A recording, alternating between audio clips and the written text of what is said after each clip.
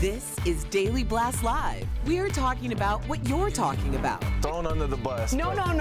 Always live, always real, always unpredictable. I'm not okay with that. It sounded good when I thought. Log on and join our live conversation. Yes, I don't you're like right. that. You're 100% right. DBL starts right now.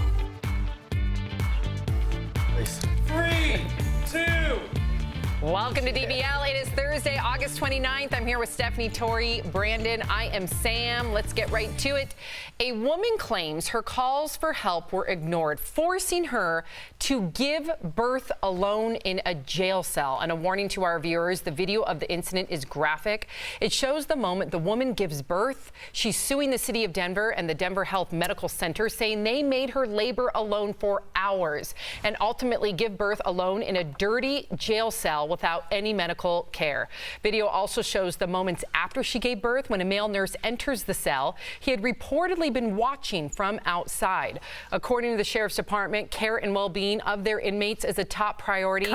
And after an internal affairs review, a spokesperson said deputies, quote, took the appropriate actions under the circumstances and followed the relevant policies and procedures.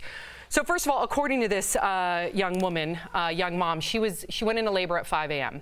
From 5 a.m. to 10:44 a.m., she was in labor, screaming. And she also made it known, because when you go into labor, you are capable in the beginning, right? Her water didn't break for a couple hours after that. So you're capable. You can communicate to people. She communicated to the nurses. She communicated to the staff. She communicated to the deputies. She said, alert because there are designated health officials that will help people in this situation, help moms in similar situations, and she said nobody helped her. Now, this is just her story. According to the internal reviews, they have a different story.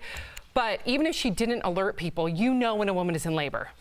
She was screaming. You can hear it. I know. You can hear it. This is so abhorrent. If her claims are exactly what she said, so abhorrent. And now she is suing the department, and she's suing because And Denver Health. as she should. There's video, which will help her evidence a lot.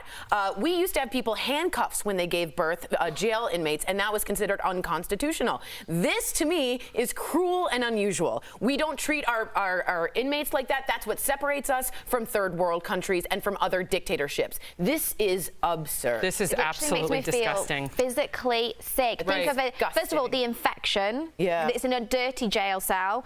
She could have hemorrhaged. She could have died from this. The baby could have died. Yep. Sometimes children are born, obviously, with the umbilical cord around their neck. There was no support. Or fluid in their lungs. Pain relief for her. She must have been going through hell. And, I read this statistic online. 1 in 3,500 women actually die from procedures during birth where they had no help and assistance. Wow. It's called a free birth, where they do it completely alone. So dangerous. Yeah, we're actually behind in this country when it comes to comparing ourselves to other countries. And I know that's separate from this incident, but we have a long way to go when it comes to taking care of our women and their maternal needs. Yes. Well, tens of thousands of weed convictions are set to be automatically expunged. It's happening in Illinois, where marijuana will be legal come January 1st. The state's attorney general says they are partnering with a tech nonprofit to right the wrongs of the past. The partnership will allow for convictions involving smaller amounts of cannabis to be automatically expunged. Those convicted for larger amounts can petition a court to have those convictions overturned. So, yeah, can you imagine how many families have been broken up? Of course, so many young men predominantly, young women too, but young men predominantly locked up. But that means their children never have a father, their children never have a mother. Terrible. Should be something that shouldn't be state to state. This should now be federal. Yeah. Because if we're talking about American citizens in all 50 states who have been convicted over a simple weed charge, you can't get a job. You get turned away from housing. Like you said, you're away from your family. So this is something that should really be federal and not a state-to-state thing, I believe. Amen. Regardless if they want to legalize weed in that state or not. I agree with you. Now, Bernie Sanders has just tweeted that about making this a federal, the expungement of federal situation. Really quickly, yay for technology here. Clear My Record is a tech company that as soon as Illinois becomes passes it in January, you can literally hit a button, clear it, or at least ask for your expungement. It can clear faster so that they can combat violent crime. Right. So New York's doing it, San Francisco's doing it. Wonderful. New York's on Wednesday, it'll be 10,000 people. And why it's so important is because the injustice attached, right? Because, you know, white Americans and black Americans and people of color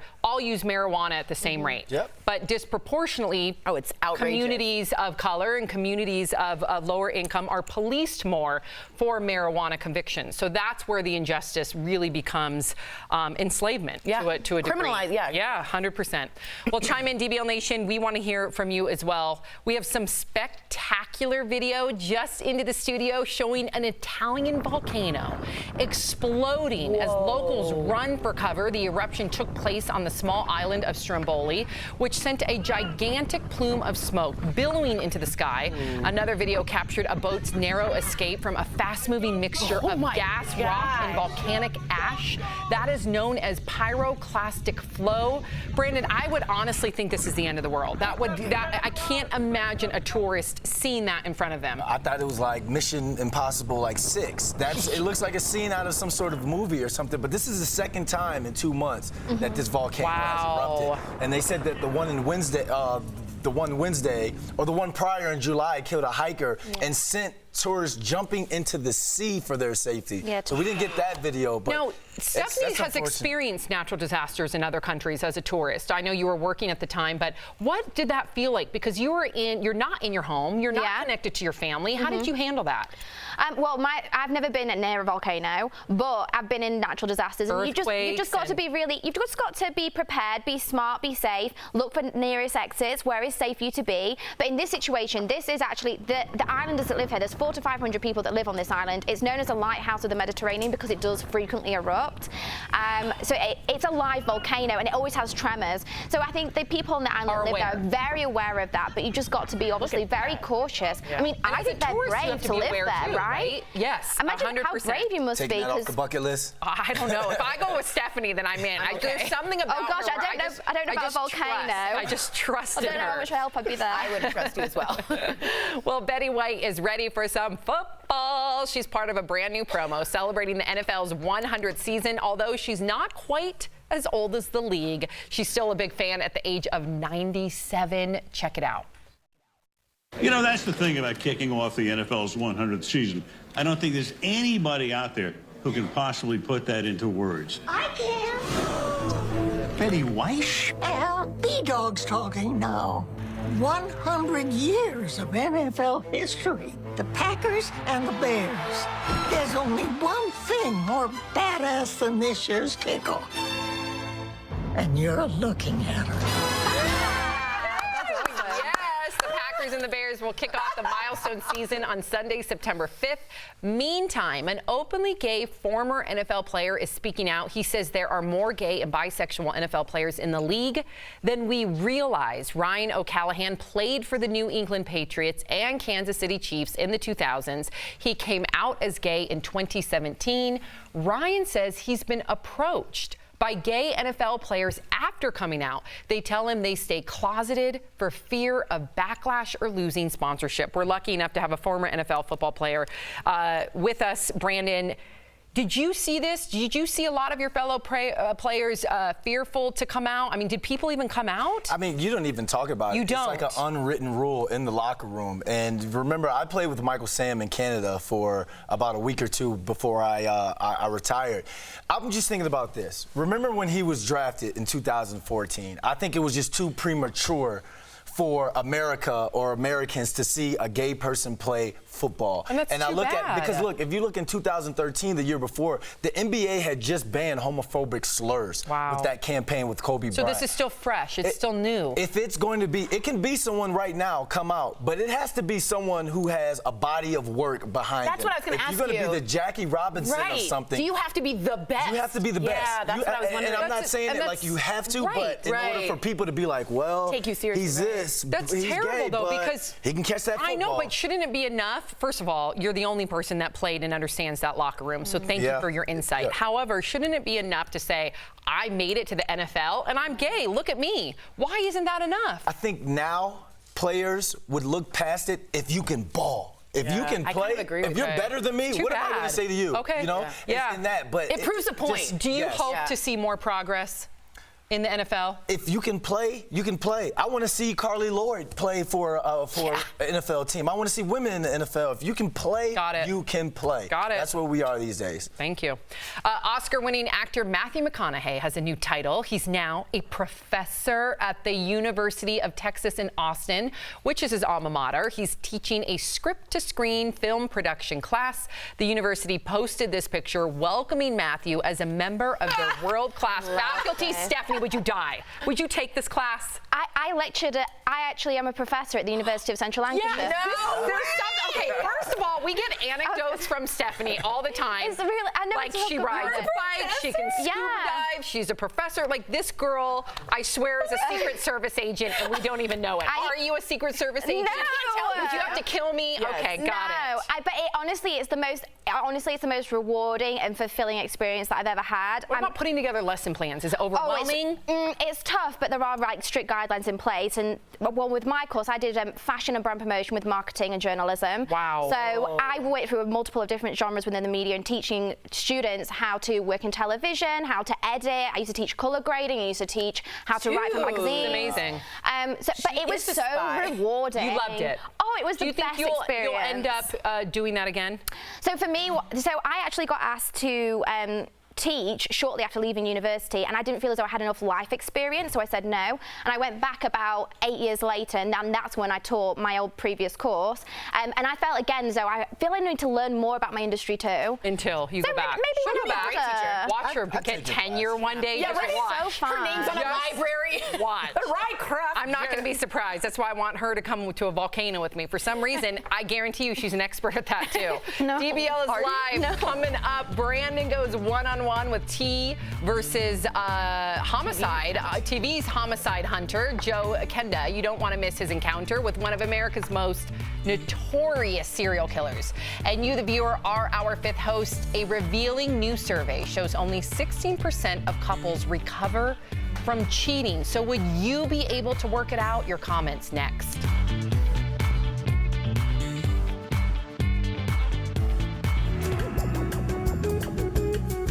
DBL Nation. We are all cheering because Mike, let's pan over to Mike real quick, Travis. Mike, wave. He's doing his first bout as stage manager, and he did a great job for that first block, so we're really excited for him. Let's go to the desk and see what's going on with the host, though. How's everyone doing today? Oh, thanks. Some things with like the No, I dream of Jeannie. It's not going through prompter. People writing in about Stephanie. Kyle Baxter says Stephanie is definitely an amazing teacher. And then XOOX says Steph is a little smarty. Accept that compliment. And then Stephen Hill says Uber guy is impressed by Steph's teaching career. Okay. So how long did you teach? Maybe a little Well, asterisk, I used to teach. So first of all, I was a guest lecturer from like 2000, and I'd started in 2009, and I guest lectured until about sporadically until about 2012. Wow. And then I went back more full time 2015 to about 2016, and I used to lecture twice a week. Wow. Did you stress out? Love it? Was there? No, it was the best experience ever. Really? I had so much fun, and my students were amazing. And I had a lot of Asian students that come over from Hong Kong. Really? And so I found, because I used to work over that side of the world a while ago, so I used to feel like I could really connect with them well. Wow. Because I had a group of students that were really failing, because like I don't think that anyone gave them a lot of time and help. And you kind of gave them support. Oh, I literally used to stay for hours longer than I should have. That was, I needed to learn that lesson. But they passed the course, so I was really happy. There you go. Any teachers or educators out there, write us in. What are some of the struggles you guys go through, and how do you overcome them? I know we have a lot of educators. Criticism. Oh, really? That's real hard. Especially with fashion, because it's so subjective. Yeah, it's really. So I didn't teach the making of garments. It was more like Branding? branding, marketing, journalism, how to create a look of like a magazine, or how to edit for television and things like that. Technical things. Yeah, more technical. That's awesome. So big props to new DBL stage manager Mike. This comes from Alice Walker. If we can get a shot of Big Mike. So guys, Big Mike is.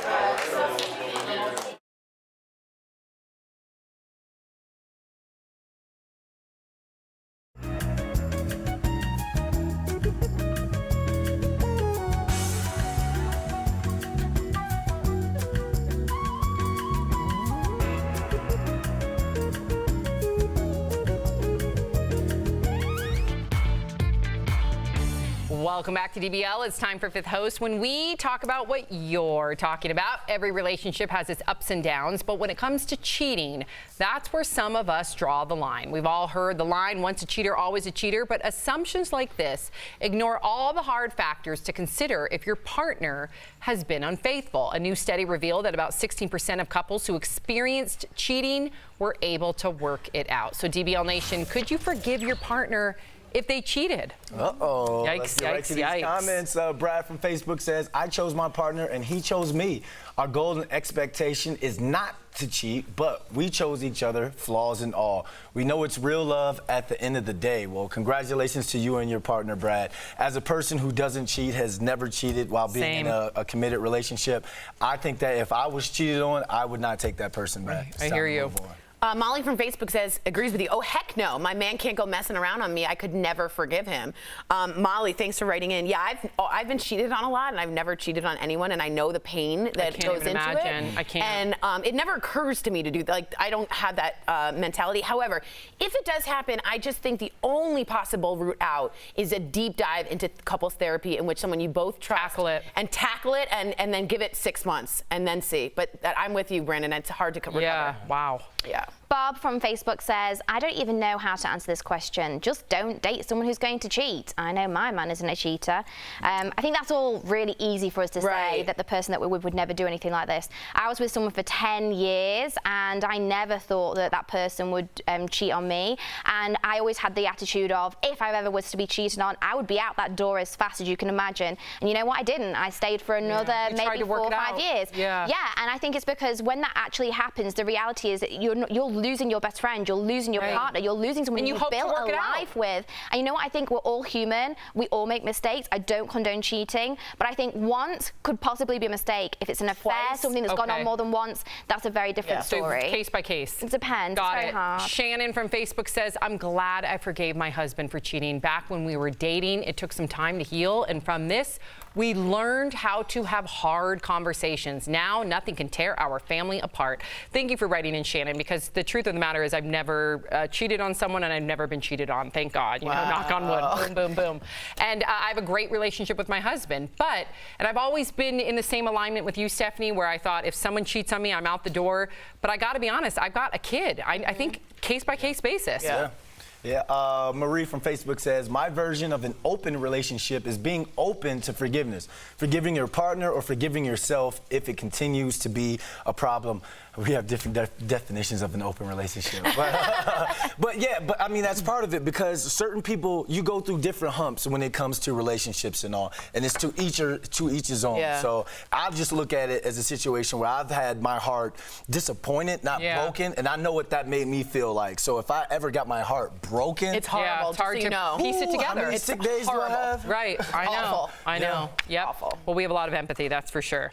Thanks for writing in. Coming up on DBL, Joe Kenda from Homicide Hunter recounts a run-in with none other than Ted Bundy. The fascinating interview next. Whoa.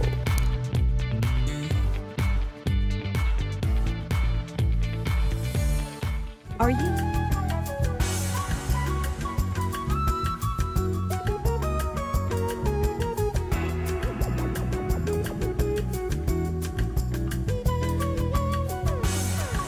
Steven just wrote us in, I hope it's not Stefan and I'm saying that wrong, and said, come on, Brandon, you don't mean women in the NFL. And I just wrote back right now, did you see Carly Lloyd? She kicked a 55-yard field goal and made it, and now the NFL is asking her to try out for an NFL team. How do you feel? Yeah, I think that's great. I think right now is not the time because with today being the last day of preseason games, she doesn't have a real fair shot to make a team. So like she said, she's going to give it some thought. Plus the women's national team has a game today. If you don't know, she's a soccer player, by the way.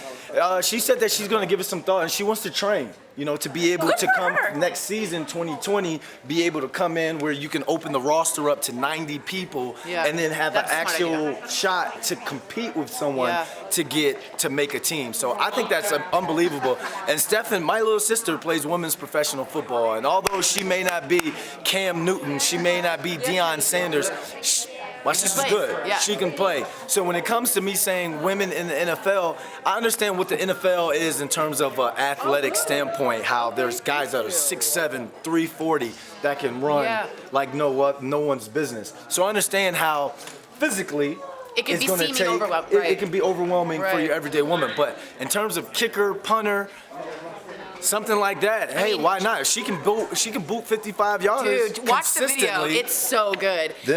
And when she does it, thanks, Brandon. She also does it gracefully, like it's a beautiful kick. So I was super shocked. Let me know if you've seen the video and let me know what you think.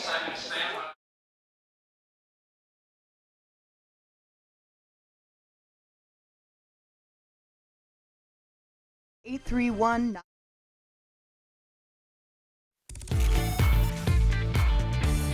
Welcome back to DBL. Today's DBL Spotlight features one of television's best storytellers. Lieutenant Joe Kinder turned his experience as a homicide investigator into a popular crime series. Check out a clip from Homicide Hunter. When a case becomes cold, it's the ultimate frustration. You are searching for a shadow, a ghost.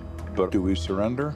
Absolutely not. Lieutenant Joe Kinder, first and foremost, welcome to Daily Blast Live. Now, we've seen a resurgence in movies with historical murders like the Manson murders and Once Upon a Time in Hollywood, and even Zac Efron playing Ted Bundy. Now, you are a homicide investigator for over 20 years. What would you say is at the heart of this fascination? I think people have always been fascinated by a mystery. For thousands of years, people have gathered around a fire and said, tell me a story. And if you tell it well, they'll ask you to tell another. A young mother found dead in a cemetery. She'd been stabbed 25 times. The killer saw Cynthia McLuhan as this object to play with. Speaking of mystery, Ted Bundy has been consistently portrayed as someone who would use his charm to fly under the radar as a murderer. And you actually got to interview him back in the 70s. So, what was it like talking to one of the most famous serial killers in history? And was he as charming as everyone said he was? I disagree completely with the entertainment assessment of that guy. We talked to him, another detective and I, for 10 minutes or so in the Pitkin County Jail in Colorado where he was under arrest. And we found him to be psychotic, but initially his MO worked pretty well for him. And the FBI puts him at 36 homicides. And in Florida, he was executed. So goodbye, Ted. Now, in your career as a homicide investigator, you close 92% of your cases. But what's the one case that you would say sticks out with you the most? Every one of them did. Yeah. Violent death is violent death. No, none is better or worse than another. When you go from a shadow in the night to a first, middle, and last name, it is euphoric. Wow. Lieutenant, thank you for your service, and I'm looking forward to watching the final season of Homicide Hunter. Thank you again, and we appreciate your time here at DBL. You're entirely welcome. I just can't say it enough. Thank you for your service, Lou Kinder, and bringing closure to a lot of people's lives. We'll be right back.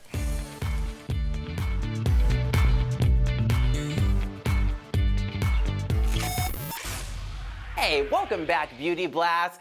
I'm Jeray for the Slay, and today we're talking some more skin that slays. Now, the biggest part about having skin that slays is having a good team for all the skin. Now, I can't tell you that I do this all myself, honey. I mean, this I did do myself. However, we also have to make sure that we're going in for treatments and trying to make sure that we're keeping our skin in check. So with that being said, I keep one handy nifty person in my pocket at all times. Can you guys guess what that is? It's my esthetician. These people are so important. Thankfully, my esthetician is my husband. However, with that being said, I know not everyone can get their esthetician to be their partner, but it's important to find yours. Now, let's take a step back. Why should you even have an esthetician? I got you, my friend. Estheticians are these little baby skin angels that help your skin out when it's going through some craziness. Now, a lot of the time we might be going through acne, acne. We might be fighting anti-aging. We might have dark spots or dark circles on our skin from some sun damage even. And not just any over-the-counter product will do for that. Now, you don't always actually have to run up to a dermatologist like most people think. There's this little middle person called your esthetician instead. And this person can go help you with skin treatment, making sure that you get regular facials, actually trying to make sure that your skin is looking its overall best and feeling its best.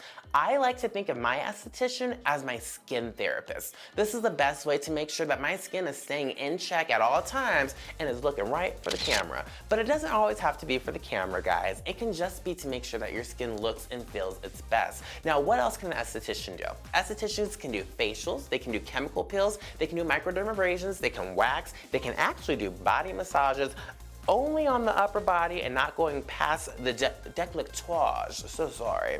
So an esthetician is super duper beneficial and I highly suggest everyone sees one. Now it doesn't have to be super expensive either. My other favorite people to go to is at Ulta Beauty with the Dermalogica counter. Those people have it set and they'll make sure your skin is looking right. So until next time guys, let me know who your favorite esthetician is and I'll see you guys on the next Beauty Blast.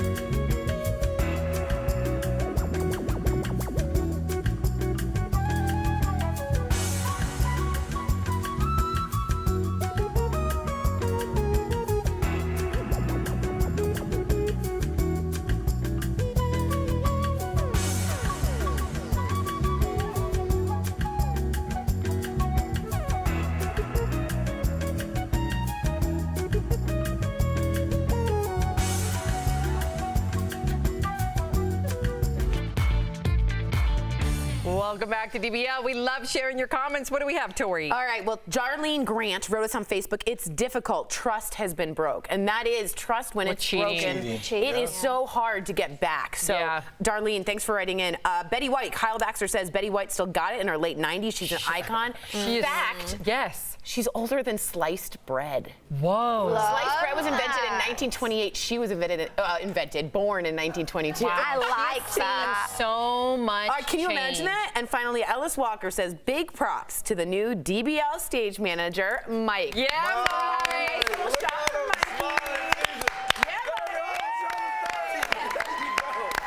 Still working. Even during his cameo, he was still working. I know. We have such a great crew here. We really do. Support. I love it. We do. It's important. Way to go, Mike.